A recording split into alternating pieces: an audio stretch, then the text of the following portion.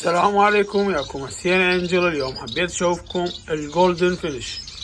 طبعا تشوفون هذا فرخ الحجم الاسباني مو العادي، اللون النورمال اللي هو اللون الاخضر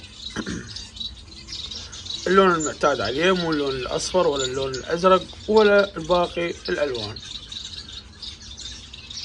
طبعا الوجه احمر او اسود يطلع، لان الامهات الطيرة الوجه مالتها اسود والفحل الوجه مالته احمر، فبعد هو حسب من يكبر يبين. حبيت اشرح شوية تفصيلات عنه.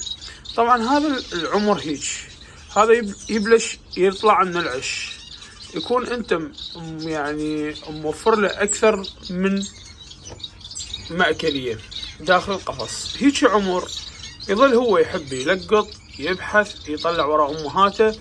ايش قد ما ياكل ما راح يشبع، لان يظل يدور وراء امهاته.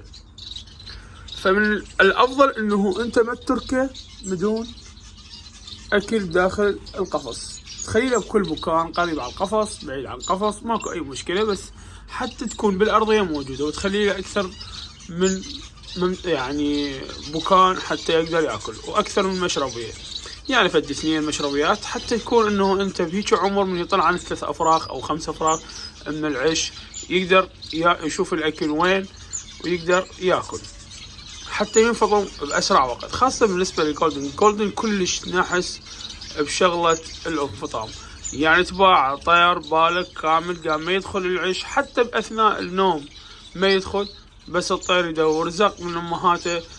فهذا شيء مشكله، يعني لازم انت اليوم انه تخلي له حتى هو يفطم روحه، يظل يعتمد على نفسه. هي امهاته تعوفه، بس المشكله هو يظل وراء امهاته ويقتل نفسه حتى بسبب انه هو ياخذ الاكل.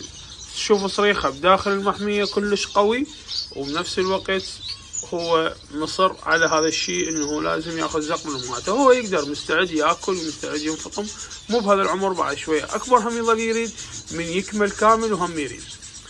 حبيت اعطيكم التفاصيل طبعا. وهذا العمر طبعا قبل هذا العمر انا ان شاء الله هم شرحت لكم شلون يكون تحليق الطير، شو وقت يكون. تحياتي وياكم حسين انجل، مع السلامه.